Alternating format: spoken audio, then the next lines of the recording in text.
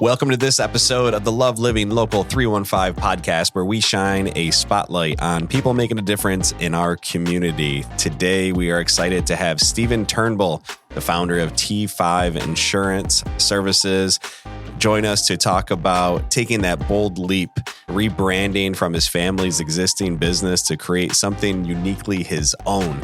And in our conversation, he shares the challenges and rewards of building a business from the ground up and the importance of betting on yourself. We'll also dive into the power of networking and why focusing on the community is at the heart of everything Stephen does. Plus, he's going to give us a tip on a must-visit breakfast joint in the city of Utica that Kelly and I did not know about. So stay tuned for a great conversation filled with insights, inspiration, and local flavor with Stephen Turnbull. All right, Stephen Turnbull, T5 Insurance, recently relocated to Clinton. That's right. Want to talk about that? Yeah, sure. Always born and raised in Clinton, always had a dream of kind of doing business there. And so the opportunity came up. And when I started the agency, you have all these ideas, as you know, of like, oh, this is how it's going to perfectly go when you start a business. And so I was about 3 days into that perfect plan. And I'm like, I'm going to start from home. I'm going to just work in my home office. And the state's like, nope, you're not. You need an office space. Okay. And so I pivoted to a basement on Genesee Street of a building I insured. I called some friend of mine and I'm like, I need a janitor's closet with a sign out front. That's all I need. And so it was basically that. No windows for the first year. This was when? What month and year did you open? This was May of 22 when we first started. So we were down there for about a year, and then the opportunity came up to move the office to Clinton.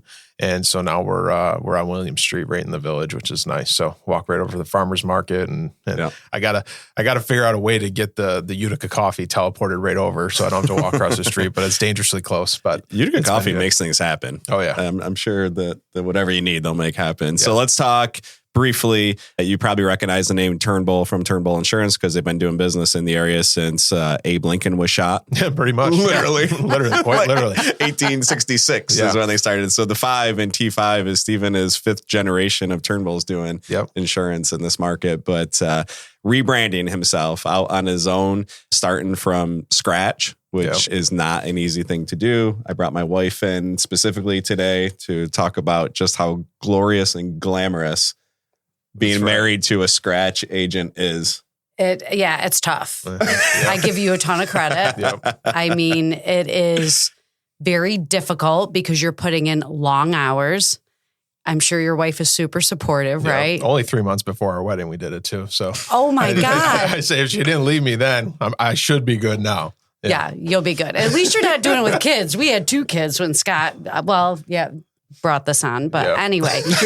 Brought this on. Brought me into this life. Brought me into this life of insurance. After working with your family agency for several years, how difficult was it to leave what was already established and start something new? Really difficult. It was kind of a rebrand of myself. I told Scott when we were off air that even 2 years later, I'm still kind of, people are confused of what I'm doing, or if, recognize me as the son of Turnbull. And look, my dad has that agency still with my uncle, and they built a great business. And it was just like, there was always some things I wanted to do differently. Always, I wanted to kind of give myself more of a challenge, as crazy as that sound, and do something on my own. And to your point, we didn't have any kids. And I'm like, now seems like the best time to jump and take the leap. And I tell myself, you see all these motivational things. I'm young enough to start over if I need to. And so let's do it now. But it's been an incredible ride. So almost 2.5 years now of the journey. That's Congratulations. Awesome. Thank you. Yeah. I get people a lot asking me when does it get easier? And I can honestly say, never. It doesn't. And I look at this, it's funny you say that you're young enough to start over, because I ask myself that all the time. Am I young enough to start over? And I have to be, because the industry, the world is changing so quickly. Mm-hmm. The people we employ, the customer expectations, everything's changing so quickly that I look at this not as my 15th year, but as my 15th first year in business. Yeah. Because every year we're reinventing ourselves and really have to take it to the next level, frankly, because of guys like you, which is awesome, coming into the market and really making a splash and doing a lot of the modern day things that we'll get into that are so important to do around social media and whatnot. And I know that's a big piece of kind of your vision for the agency. So if you want to talk about your community approach and all the things you're doing on social and how people can find you on social. Yeah, the biggest approach. The biggest approach on social is just be relatable, right? And be that insurance guy and see that I'm real. That I think you brought up in the last conversation we had about there's accountability, like we're going to be doing business together and you're going to be able to get a hold of me, but see that we're in the community. I'm on this board. This organization means so much to our families. So we're pouring into this, on weekends and nights and whatever, but in giving back through Rotary and different things. So that was the biggest thing for me. And I think now I've when I first started in my career, I just put myself out there as much as possible. Like I'm going to every networking event, I'm going to everything. And now I've kind of found the silos that fit for me and help fill my why, help fill that cup up. And so just trying to pour into that. And honestly, about a year ago, I just kind of struck across what core value in my life is make an impact. And I think that the powerful thing about that statement is there's so many different things you can do to make an impact, whether it's in your everyday business, no matter what you do, or holding the door for somebody, buying somebody a cup of coffee, checking in on an old friend. And so I'm just trying to build like a business around that core value, which is one of our core values in the business of make an impact, do good, and serve the community. That's awesome. Because it says right here, like, just be a good human. Yeah. You said community is everything to you. So I really think that that's something that differentiates you from other insurance companies. Sure. Is you're involved in the community, you're volunteering your time. Volunteerism is so important because a lot of people, I feel like in the younger generation, this is something that Scott and I have talked about that we need to do a better job with our kids is motivating them to volunteer because it's so important. There are so many things that need to be done that you're not going to get paid for, but it's just that giving back. So awesome. Yeah. Well, it can open your eyes up too, right? No matter what type of angles you want to volunteer at. It's so easy when you're either growing a life, growing a business, whatever that is, to have your head down and sort of stick your head up in the sand every once in a while and see, oh man, there's, this really means something to me. I can pour more into that cup or whatever it is impactful. We operate in this connection economy, and that's what makes this area specifically so amazing. Just people. We left. We were in Rochester. We were in the state of Virginia, and it's just talking to other people. There's just something special and unique and different about this area, and people wanting to help each other and giving back and connecting. So let's dive into. You said that when you started, you were all about betting on yourself. You talked about impact. You've talked about some of the things you get involved with the community. So why is this area so special to you and why is it so important for you to give back? It's built me coming up on my 30th birthday here, which is I'm struggling with a little bit. If I'm going to be honest wait till you get to 50. Oh, I feel so bad for you. It's the community that's built me, right? I grew up, my dad having a local business here was just in all the community things. I tell people I've really been a Rotarian since 2016, but really it was from 94 when I joined. I was dragged around to all the events and different things. And it's seeing the people that support me in my business. It's seeing the people that I volunteer with, that I built good friendships with. And it's kind of, anything I can do to give back to those people who have helped me become the young man I am, helped me bet on myself with the business, supported me in whatever way that is something that really excites me and allows me to make an impact in anything that I feel I can. So that's what community really means to me. Yeah, it's awesome. One of my mantras is when you do the right thing for the right person at the right moment, you can never be wrong. Yeah. And really, it's for me personally, one thing I went through, and I'll admit it, I'm going to admit it, is I had this scarcity mindset. I didn't label it as that, but it was me against the world when I opened, and I was competing against everybody. And if you had something, that meant I couldn't, and that meant you won and I lost.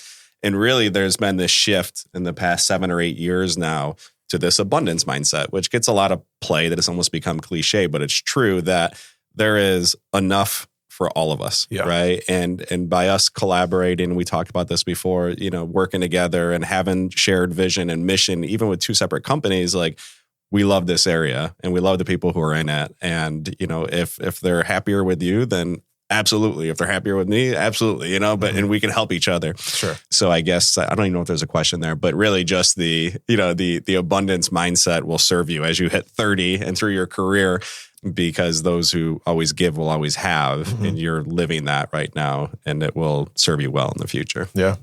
Yeah. I like how you talked about growing up as a child of a small business owner, because our kids sometimes will talk to me about this, that, with Scott being who he is and the billboards and everything. And it's funny that our children feel like they are held to a different standard, you know, and it's super awesome because we do give back to the community. Our community gives to our kids as well, which is great through support of sports and school and everything that coming from such small towns. That's the uniqueness of this area is you have so many people that want to get back. But I want to move into building relationships because. Well, let's stop there for a second. 'Cause I'm curious, did you feel that growing up, right? I mean, you were part of a small business. So did you feel like the standard was different for you as a child?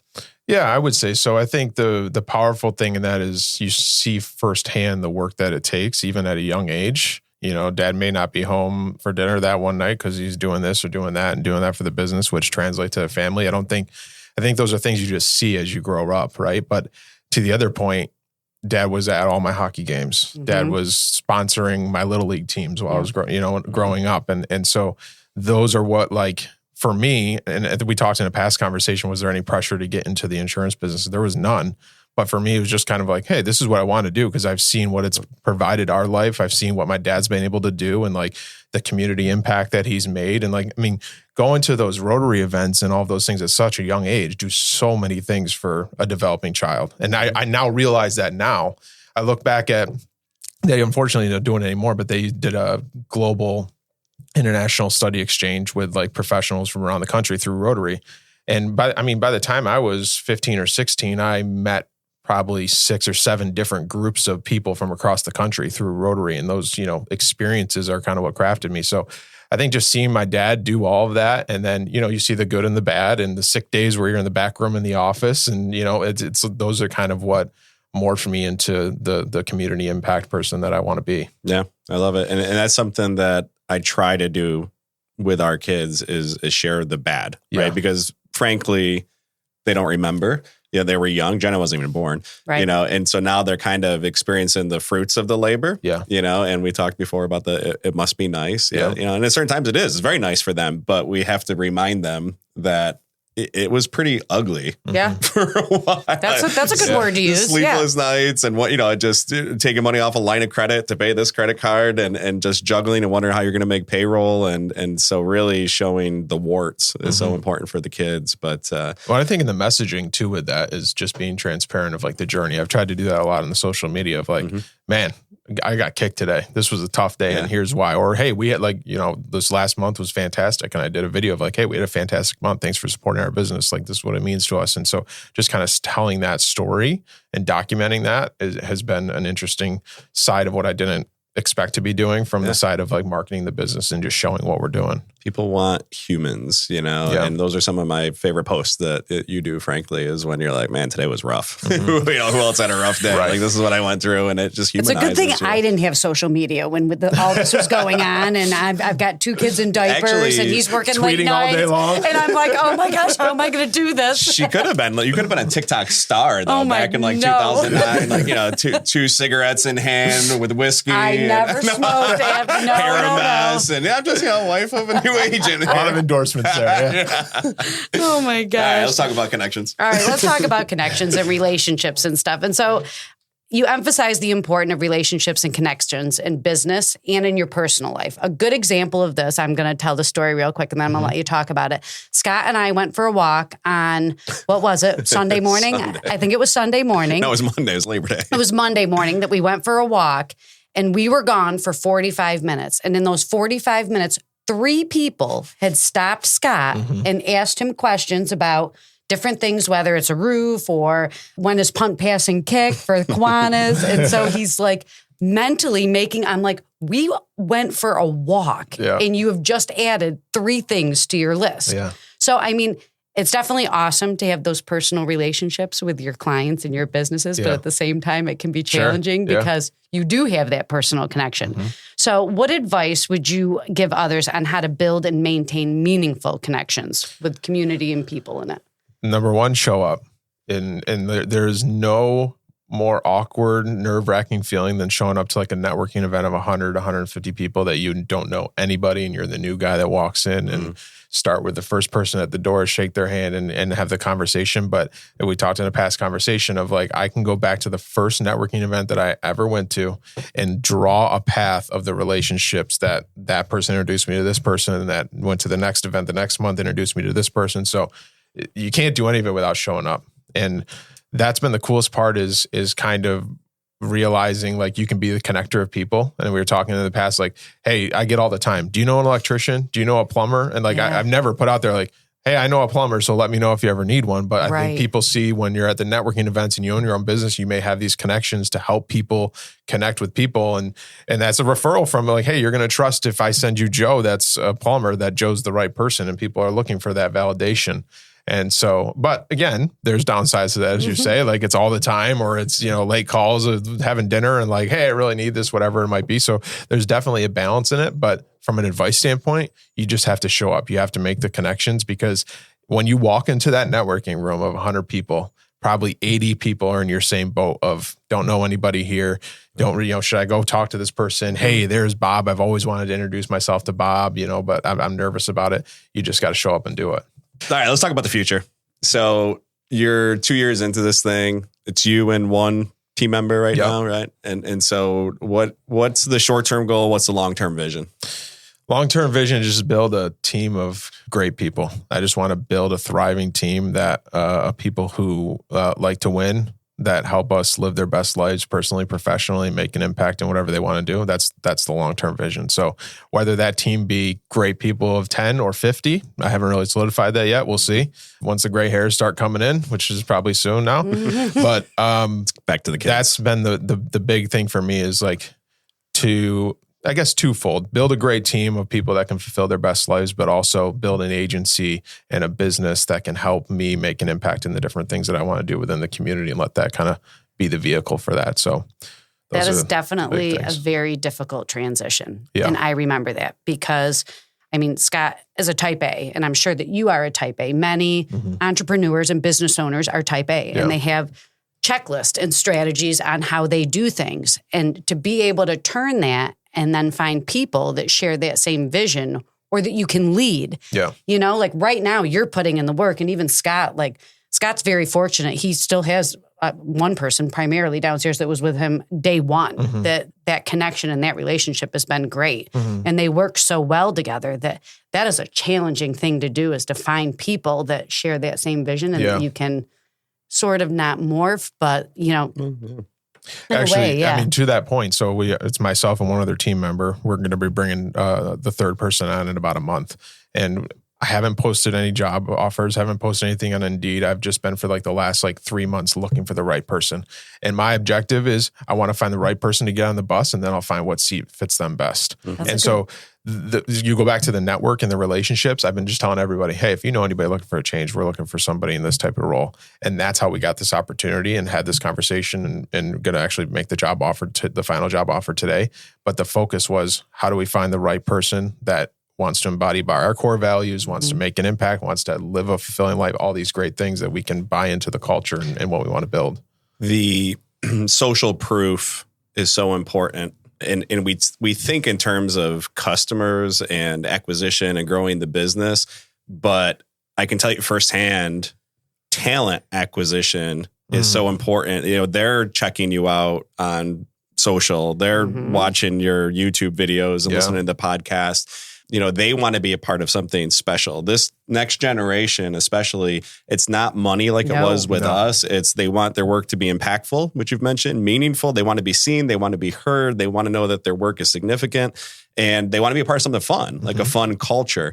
And so all the stuff you're doing on social and all the connections you're making will serve you well with talent acquisition. Sure. Our last 4 hires, as you were talking, I was going through them mentally, all referrals, so we talk about referrals from business, but the last 4 were all referrals that we cultivated those relationships. One was a customer, one was the daughter of a customer, one was someone that we found working with the schools and one of the teachers referred, so it goes beyond just the customer acquisition. Sure. It's the talent acquisition too. For sure. But you're right. Hire people who have a competitive spirit, have winning in their DNA. I love people that have a chip on their shoulder, something to prove, a good underdog story. We can teach them the X's and O's, right? But I can't get that fire in their belly if it's just not there inherently. And so that's really what I'm looking for is give me that person who just wants to win and do it for the right reasons. And then you'll find the seat for them. Yeah, 100%. So Stephen's looking if you guys are in the market, if you're fired up right now. All right, let's get into some personal stories or experiences from your journey. I'm sure that there have to be a couple of things that stand out that happen that either make you laugh or that might make you cry. Yeah.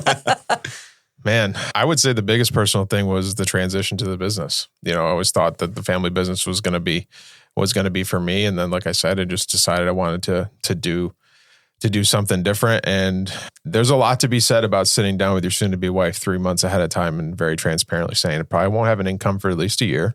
This is why I want to do this, and just trust me with it. And God bless her, she has every step of the way been like, let's do it.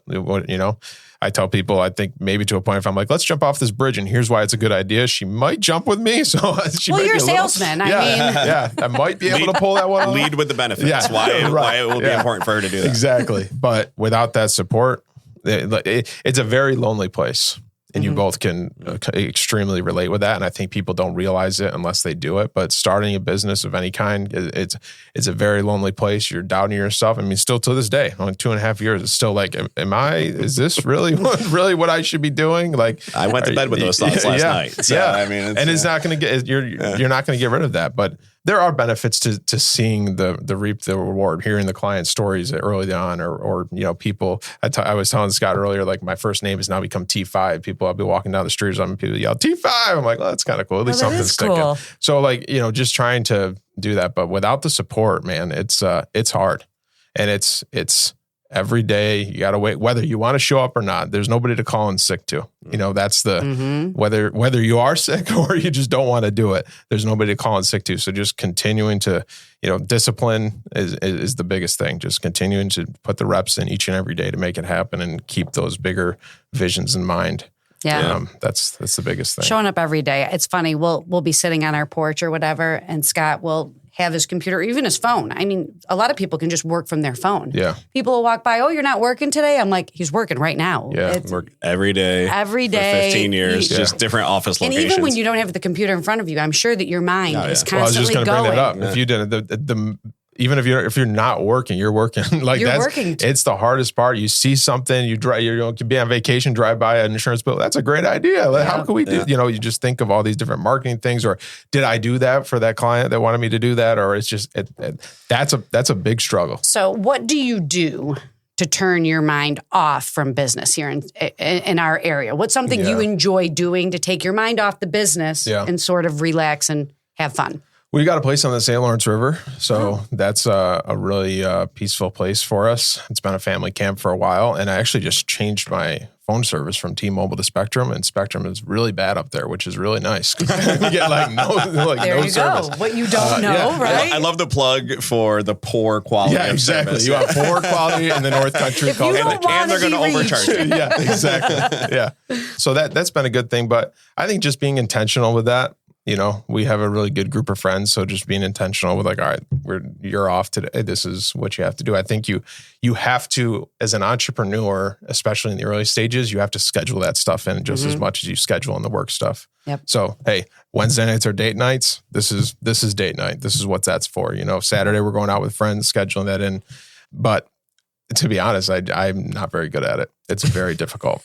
It is very difficult. Especially when they have your cell phone number. Yeah. You gotta like straight turn it off. And that's something I've got in the car. I'll leave when we go to dinner. So it sounds funny if you're not an entrepreneur to maybe hear this, but we have to schedule time together between, the multiple businesses and multiple children and, sports now just, and just family. Like we literally time block every minute of every day, including the time we're going to spend together. And that time we're spending together, I will leave my cell phone in the car because I can't trust myself. And then I look around the restaurant and there's all these people sitting there on their cell phones. Yep.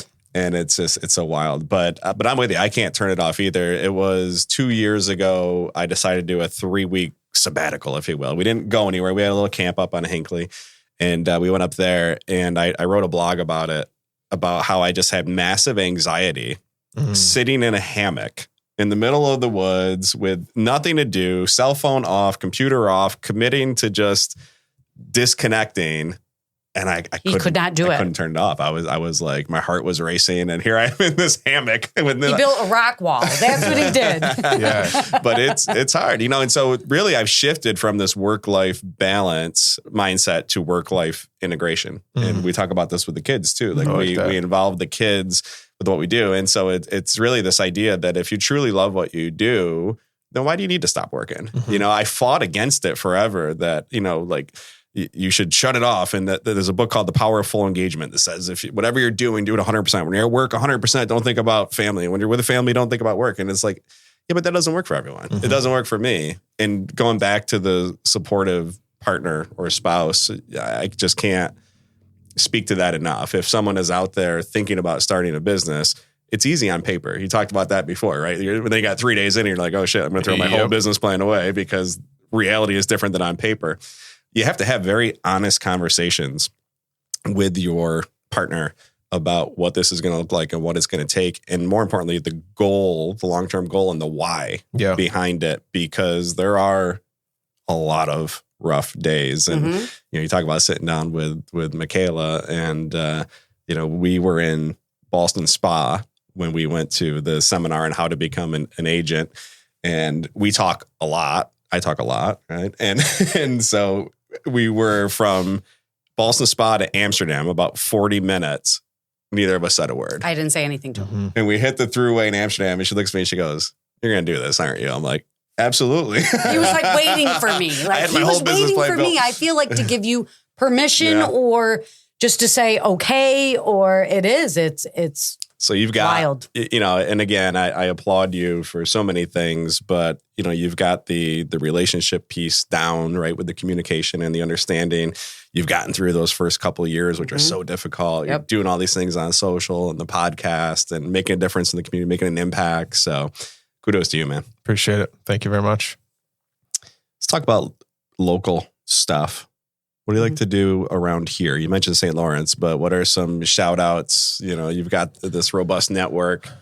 I'm all about the Four Seasons. I do like the Four Seasons. Like that's what I really like about here. But I like we got a really good friend group. We're really blessed with all kind of the same stages of life. And so on the weekends, you'll find us at restaurants together or barbecues at each other's houses. And for me, it's just about the personal relationships, just about spending time with those people. It's a blessing to have good family, but it's a real blessing to have friends that are family. So that's been kind of incredible in the last couple of years as we've kind of, all gotten married now and all into the next steps of, it's funny, we have our first friend group had their first baby. And they have this annual barbecue every year. And like 5 years ago, before any kids, before we were all married, like they had a band on a trailer and we were there till 2 a.m. And this year we show up and like people got strollers and we're like out at 6 p.m. We're leaving. And I'm like, man, this party's looking a lot different. Yeah, holding the walkie-talkie to see if the baby's yeah. So for me, just it's there's so much to do here locally. There's so much opportunity to get involved. And what you guys are doing to spotlight all the stuff. Like it's like I've lived here for 30 years. I didn't know this organization did this. I didn't know this was here in this corner of town. And so for me, it's just spending the time with people that matter the most. That's what really fills my cup personally. Talk about charity. So through, correct me if I'm wrong, the Chamber or BNI? You're 4 years now in a row. You've done an annual charity event, raised over $65,000. Oh, for Rotary. Rotary. Okay, yeah. So that's our annual gala. Yeah. So that was an idea I brought forward. We talked in a past conversation of tying with these organizations. You can make a bigger impact with these organizations doing it together rather than doing it yourself. And I went to the Rotary that I've been a member of for a while and said, hey, what if we had this really high-end event? And each year we would rotate a different charity that it would go towards. We have it at the Stanley Theater on the stage, which is unique itself because people usually only go there for shows. So we have a very nice event, June time. And so I think we're pushing just over $65,000 in money raised for different charities. So we've had Central Association for the Blind, RCIL, Utica Zoo, and one other that I'm forgetting because we planned it COVID year in the fall. We were all ready to go, had all of our sponsors lined up, and then this little thing happened in April, and we just completely had to pivot. We ended up doing it outside at the zoo, so it was much different. So it's been like 3 years of the gala, but it's been great. So again, those are just one of the things that we put together, and by being involved in the Rotary allowed us to do it on a much different scale. And so, yeah, charity is a huge thing. My family's been involved with Central Association for the Blind and Visually Impaired forever. My grandfather was a big deal with Mr. Gaetano and getting that building secured on Kent Street. And my dad just came off of being the chair of the board. I'm on the board. So what they do is incredible. That's just a small example of like stuff in our backyard that people don't realize. You know, every TSA glove is boxed in the Utica location across the country. And people don't realize that. And like and the blind and visually impaired folks are doing that, and it's giving them employment, and it's a huge impact. So it's a few of the things that mean a lot. So awesome. Final message. Go ahead. Okay. If there's one message you want to give to our listeners about life, business, or community, what would it be? Show up. Show up. Whether it be for business, show up to the networking events we talked about, whether, you know, we talked about the push and pull of being a business owner. 2 years in, 2.5 years in now, I'm starting to now be on the other side of realize like, hey, it doesn't really matter that much if you log off at 8 tonight instead of 11 and spend a little time with your wife, right? Like it's not going to make a huge difference in your day tomorrow, and trying to balance that. So that balance is tough. Like you talked about the work-life integration versus the work-life balance. But my advice would just be to show up. Yeah, and show up with consistency. And, you know, you talk about how it's weird when you walk into those rooms where you don't know anyone, those networking events. Yeah. The only way it becomes less weird is when you just keep showing up. Right. Because now you know everybody. You know what I mean? And you're excited to find that person who's walking into their first event and proactively make them feel welcome, which makes a big difference to them too. All right. So this is going to be fun because Stephen does the 5 with T5, and he starts all of his conversations with 5 questions. We end all of ours with 5 questions. And because I'm so smart, I built my whole career just cheating off other people's papers. I took all these questions from you asking your guests. So now we're going to turn them on you. And after I got done with that, I was like, I'm jumping on his podcast next week. So I'm probably setting myself up. Yes, you are. Yeah, for something here, but that's all right. So if you could spend one day with one celebrity, who would it be? Oh, man. One celebrity. I would say Tom Brady. I'm a Patriots fan. I know that's not going to do well in this room right now. This whole conversation just derailed. I know it's not going to do well in this room. I thought I liked you. There's a lot of greatness there. I think you could learn from a lot one day. I will give you that. You can't deny his success. That's for sure. I know. If you could wear only one color for the rest of your life, what would it be? Orange. It's a T5 color. T5 colors. I think I already know the answer to this one, but upstate New York lake or beach on the ocean? I would say upstate New York river. St. Lawrence River. If it had to be a lake, Fourth Lake. Yeah, we're big Fourth Lake fans. Yeah. We had this big conversation when we were up in White Lake, and I asked you that. I said beach or lake. And a lot of the kids picked I put it on Facebook. Ocean or lake. Yeah. And I'm telling you, I think I like the lake because what lives in the lake doesn't scare me as much as what lives in the ocean. Yeah. It got heated. You should post that today. See what happens. Oh, people were angry. We had like 100 something comment. Not angry, but they were like passionate about which one was right. And then the river people jumped in and they're like, no, river. The river's the best. Yeah, exactly. And we had some creeks and streams. And I don't think we got any ponds. It's one little pond in my backyard. Right. What's your superpower? One skill or talent that people may not know about you? One skill or talent that people don't know about me. I mean, maybe people do know about me, but the first thing comes to mind is I love helping people make connections. Like we talked about a little bit, like, hey, do you know a plumber? Like, I love that. Or, hey, do you know Scott? Can I get in touch with him, making that connection? Because you don't know what that connection can do for somebody. Yep. So good stuff. So you got someone coming in who's never been to Central New York in their life. They're going to be here for one day. Where are you taking them? Brewery first. Okay. Even if it's like 8 a.m., we're going there first. And then we'll just sit there. Then we'll just sit there. You know Megan McGrogan. So yeah. So we're probably going to Golden's for breakfast. Not probably. We're going to go to Golden's for breakfast. All right. So wait, talk to me about that. Do we know Golden's? Boy. No. You got to go to Golden's. Where is it? Genesee Street, the busy corner, the Triangle building. Actually, Turnbull Insurance was on the second floor for like 60 years. No kidding. And the first floor is Golden's, and it's a one-man show. Jeff Golden, he's the employee of the month every month. He has a sign up there. It's fantastic. It is unbelievable food, but he cooks it, serves it, takes your order, washes the dishes. There's like probably 10 bar stools right in the corner. It's a small little place. So we're going there first. Okay. We're going there for breakfast. And then I think we hit everything else. Maybe a Comets game. We go to the zoo, all the little things that our little city provides, and probably do an Ocean Blue for dinner, or Piggy Pat's. I'm a big barbecue guy. Yeah. That's a great answer. That's a good day. Yeah. We should hang out. We're going to need the whole day. Yeah. How do people connect with you?